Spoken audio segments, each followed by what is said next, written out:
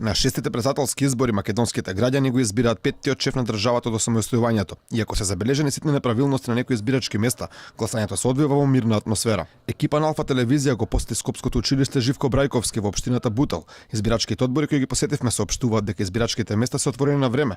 Гласањето тече според правилата и не очекуваат проблеми до крајот на изборниот ден. Изборниот ден поминува во најдобар ред, се гласа нормално, мирно е, нема никакви инциденти. Гласањето се одвиваше без проблеми, немам инциденти. Граѓаните кои денеска излегоа на гласање се надеваат на победа на кандидатот за кој гласале. Дел очекуваат подобра днина, дел пак немаат некои големи очекувања. Само закон нека направат. Ама со сите еднак. А не татко, син, нема. Чичко брат. Ко Германија. Казни го сиде. Од новиот претседател што очекувате? Од убаво пубо дишо. Од убаво пубо. Да не биде како сега. Здрави живи да смо. Очекувањата се на народ веќе или при крај, разбираш, и со трпение и со све, треба еден пресек да се направи со тоа.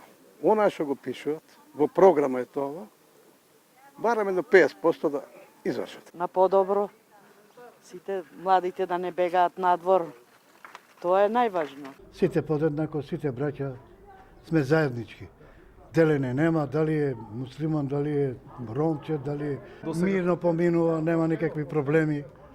Тоа е се. Целиот процес со статични и мобилни тимови го следат 3150 домашни и 419 странски наблюдувачи.